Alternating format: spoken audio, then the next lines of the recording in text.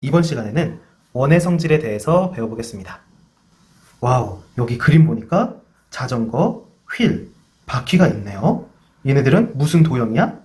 그렇지, 원이에요, 원. 이렇게 원들이, 수많은 원들이 있네요. 여기도 또 원이 있고. 이런 원은 어떠한 성질이 있는지 우리 함께 배워보도록 합시다. 원과 직선. 원이 이렇게 있을 때 직선은 어떤 관계가 있는지, 그리고 원주각이라는 것은 무엇인지에 대해서 우리가 배워볼 거예요. 우리 삶 속에 원의 역할은 다양해요. 완벽한 대칭성을 가진 이 완벽한 원은 고대부터 많은 관심과 연구의 대상이었습니다. 특히 수레바퀴와 도르래는 여러 기계에 활용되어 산업혁명의 원동력이 되었고, 오늘날에도 계속해서 응용되어 우리 삶을 개선하고 있습니다.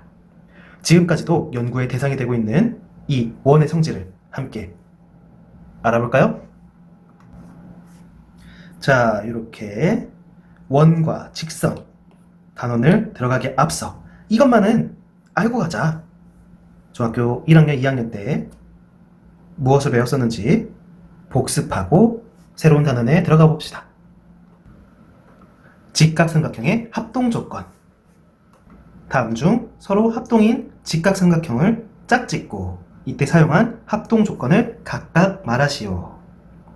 직각삼각형의 합동조건은 다음의 각 경우에 서로 합동이다. 두 직각삼각형에서 빗변의 길이가 같고 한 예각의 크기가 같으면 두 직각삼각형은 합동입니다. 또 빗변의 길이가 같고 다른 한 변의 길이가 같으면 합동입니다.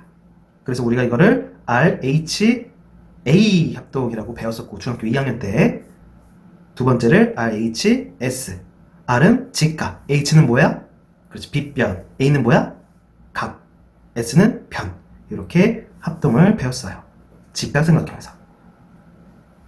그래도 한번 중학교 1학년 때 했던 것도 한번 해볼까? 중학교 1학년 때 배웠던 합동조건. SSS, ASA. 그리고 어떤 조건이 있죠? SAS. 단, 여기 A는 두 변의 끼인 각. 여기 각도도 되게 중요하지? 한 변이 있을 때 그 양 끝각이 같아야 합동이 되는 것을 우리가 중학교 1학년 때 배웠어요. 합동 조건, 굉장히 중요한 것이죠. 직각삼각형에서는 이렇게 합동 조건을 배웠었어요. 자, 1번 문제 풀어봅시다. 1번 삼각형은 빗변의 길이는 알 수가 없어. 빗변의 길이 알 수 없는 거 찾아보자. 누가 빗변의 길이를 알 수가 없니? 6번. 그래서 1번과 6번이 합동이 되는 유일한 후보가 되겠다. 그러면 무슨 합동인지 그 조건을 한번 말해보자. 한 변과 한 변, 또 한 변과 한 변, 각각이 길이가 같고, 이 직각을 뭐라고 둬볼까? 두 변의 끼인가. 두 변의 끼인가. 두 변의 끼인각이 서로 90도로 같기 때문에 두 변의 길이가 같고 그 끼인각이 같은 바로 SAS 합동조건. 이것을 직각삼각형에서 얘기해보면 바로 대답하기에 좀 애매한 게 있네요. 그래서 1번과 6번은 SAS 합동이다 라고만 얘기해줘도 괜찮을 것 같아요. 자, 이제 나머지 2, 3, 4, 5를 직각삼각형의 합동조건 RHA, RHS 합동조건을 말해봅시다. 자, 얘는 어떻게 돼요? 2번과 합동인 삼각형은 빗변 나왔고요. 빗변의 길이가 같고, 빗변의 길이 오케이, 다 빗변의 길이 똑같아. 다 6cm로. 그런데 여기는 4cm. 아하. 빗변의 길이와 다른 한 변의 길이가 같은 직각삼각형은 바로 RHS. RHS 합동으로 두 RHS 합동으로 두 직각삼각형이 합동이라고 얘기할 수 있겠네요. 그럼 자동적으로 3번과 5번이 합동이란 뜻인데 무슨 합동 조건인지 말씀해 보시겠습니까? 30도, 60도 각이 달라요 라고 1차원적으로 생각하신 분 있어요 혹시? 자, 여기가 30도면 여기가 몇 도예요? 삼각형의 내각의 합은 180도. 여기 직각이 있으니까 나머지 두 각의 크기 합이 90도. 즉 여기 60도. 오케이. 여기도 30도. 빗변의 길이가 같고 한 예각의 크기가 같을 때인 바로 RHA 합동이 되는 것을 알 수가 있습니다. 5번과 합동이 되고 그 조건은 RHA 합동이 되겠습니다. 이렇게 1번을 풀어보았고 여러분들은 잘 알고 계신가요? 어디에 체크하셨나요? 체크해보세요. 잘 모르고 있었다면 지금이라도 알고 머릿속에 기억하시면 되겠습니다. 2번 삼각형의 외심, 중학교 2학년 때 외심, 내심 기억나시나요? 외심은 외접원의 중심인데 그러기 전에 우리 뭘 배웠어? 각 변의 수직 이등분선의 교점이라고 배웠고 내심은 각의 이등분선의 교점이라고 우리 중학교 2학년 때 배웠었어요. 다시 한번 정리해서 써볼까? 외심은 외접원의 중심이라고 생각할 수도 있고 그러나 그 성질이 중요하죠? 삼각형 ABC의 각 변의 수직 이등분선의 교점이 바로 외심이었습니다. 그 다음에 내심은 각의 이등분선, 이번 수직이라는 게 없지 당연히. 각의 이등분선의 교점이 바로 내심이 되는 것을 중학교 2학년 때 배웠었어요. 이 외심에 대해서 좀 더 눈여겨봅시다. 다음 그림에서 점 O는 ABC, 삼각형 ABC의 외심이다. 변의 수직 이등분선의 교점이 된다. 보기 중 옳은 것을 모두 고르시오. 자, 점 O는 외심이니까 우리 외접원 한번 그려볼까? 얘를 너무 믿었다. 다시 한번 이렇게 그려봅시다. 이렇게 그림을 그릴 수가 있겠네요. 외접원을 이렇게 그렸습니다. 외접원의 중심인 점 O 이렇게 보조선인 원을 그리고 나니까 기억 OBA의 각도랑 OBC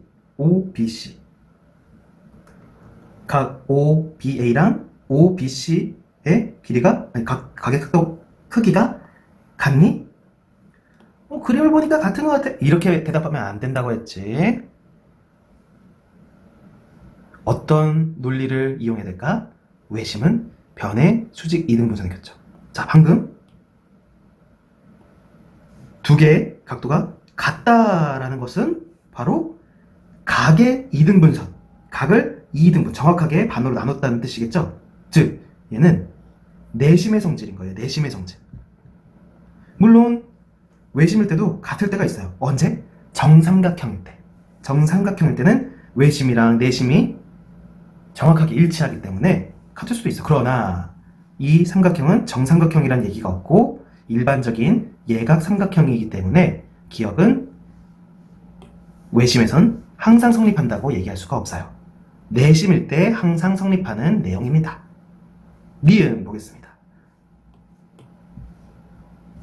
각 OBC, 각 OCB 이 두 각은 크기가 같을까요? 어떻게 하면 알 수가 있겠니? 얘들아, 이 길이랑 이 길이가 원의 무엇으로 같아요? 그렇지, 반지름으로 길이가 같죠? 그러므로 삼각형 OBC는 무슨 삼각형이에요? 두 변의 길이가 같으니까 이등변 삼각형이므로 밑각의 크기가 같다라고 주장할 수가 있겠죠. 따라서 니은의 문제는 참이 되는 것을 알 수가 있습니다. 옳은 이야기가 되겠죠. 자, 디귿 볼까요? 점 O에서 세 꼭지점에 이르는 거리는 모두 같다. 맞죠? 원이니까 반지름의 길이로 모두 같다라는 것을 알 수가 있어요. 그래서 디귿도 맞는 말, 참인 명제, 참인 문장 이렇게. 자, 리을 OA의 선분 OA는 각 A의 이등분선이다. 이거 내심이라고. 각의 이등분선 내심이라고. 내심의 성질을 말하고 있네요. 마지막 미음 AB 선분 AB의 수직 이등분선은 점 O를 지난다. AB의 수직 이등분선. 먼저 이등분부터 해보자. 각 선편 AB의 가운데점이 한 요 정도 될 것 같아. 그쵸? 그래서 요 길이랑 이 길이 같고 이등분은 했으니까 수직 요렇게 수직 이등분선은 항상 외심을 지나게 된다는 것을 우리가 중학교 2학년 때 배웠습니다. 종이접기로 우리가 교선이 한 점에서 만나는지도 확인해 보았고, 여러 가지 문제를 풀면서도 외심은 변의 수직 이등분선의 교점이라는 것을 우리가 알고 있답니다. 수직 이등분, 이렇게 수직 이등분이 되겠구나. 이렇게. 또 여기서도 수직 이등분선을 그으면 정말 우연찮게, 아니 자연의 법칙처럼 외심을 지나게 되는 것을 우리가 중학교 2학년 때 배웠답니다. 그래서 수직 이등분선은 점 O를 지난다. 바로 외심의 아주 대표적인 성질이 되겠습니다. 이렇게 해서 우리가 원의 현, 원에 대해서 배워보기 앞서 이것만은 알고 가자. 문제를 모두 풀어보았습니다. 자, 개념 체크 네모칸도 마저 써 넣어볼까요? 삼각형의 세 변의 수직 이등분선은 바로 외심에서 만난다. 삼각형의 외심에서 세 꼭지점에 이르는 거리는 당연히 반지름이니까 다 길이가 같다 라는 것을 우리가 알고 있습니다. 원의 중심은 어떻게 찾지? 한번 그림을 보면서 이번 시간 마무리할게요. 수학 동아리 미션. 다음은 깨져있는 원 모양의 접시 조각이다. 이 원의 중심을 찾아라. 원의 중심은 어떻게 찾지? 어떤 친구들은 그냥 그림만 보고 야 여기가 중심이네. 원의 중심 이렇게 찾았네. 근데 이건 그림을 보고 찾은 거예요. 그리고 약간의 오차, 약간의 실수가 있을 수도 있어요. 그림을 보고 판단하는 것은. 그러면 우리가 정확하게 원의 중심은 어떻게 찾으면 좋을까? 이 학생은 이렇게 접어서 원의 중심을 찾으면 되지. 오, 좋은 생각이야. 그런데 야, 접시는 접을 수가 없어. 그래서 이 학생이 우리 삼각형의 외심을 이용해보자. 삼각형의 외심을 이용해서 원의 중심을 구해보자. 찾아보자라고 얘기하고 있어요. 아이디어가 떠올랐나봐? 이렇게 세 점을 잡아서 삼각형을 그리면 삼각형의 외심으로, 즉 각 변의 수직 이등분선의 교점이 바로 외심이 되고, 이 세 점을 지나는 원의 중심, 외접원의 중심, 원의 중심을 찾을 수 있다라는 아이디어를 제시했네요. 어때요? 괜찮은 아이디어였나요? 다시 이 그림으로 돌아가 보면 이 부분은 확실히 접시의 원 위에 있는 점인 것 같아요. 그렇죠? 여기는 원 위에 있는 점이 아니라 원 내부에 있는 점이 되겠죠? 그래서 여기 점 찍으면 안 되고 이렇게 점을 찍으면 되겠다. 그리고 어디 또 점을 찍을까 했더니 여기서 한번 더 찍어야겠네. 이렇게 찍고 나니까 삼각형을 우리가 그릴 수가 있고, 각 변의 수직 이등분선. 수직 이등분선을 이렇게, 그리고 이렇게, 우리 이걸 뭔지 모르려고 했을 때 이렇게 했었어야 되는데, 좀 더 수직이 되게 예쁘게 정교하게 그려봅시다. 수직이 되게, 그리고 수직 이등분이 되게, 이렇게 이 정도. 얘는 수직 같지 않죠? 그쵸? 이렇게 이등분하게. 오! 그러고 났더니 교점이 어디서 생겨? 여기서 생기네? 우리 여기가 중심인 줄 알았더니. 이렇게 원의 중심을 삼각형의 외심을 이용해서 원의 중심을 찾을 수도 있었습니다. 잠깐, 세 변은 원의 현이야. 우리 원의 현에 관한 성질에 대해 알아보자. 좋아. 원의 현에 관한 성질과 접선에 관한 성질을 알아봅시다. 그리고 이것을 학습할 수 있도록 자신만의 계획을 세워보시기 바랍니다. 자, 그럼 우리 다음 시간에 본격적으로 원의 현, 원의 중심과 현의 수직이등분선 사이에는 어떤 관계가 있을까에 대해서 배워보도록 하겠습니다. 그럼 우리 다음 시간에 만나요. 안녕.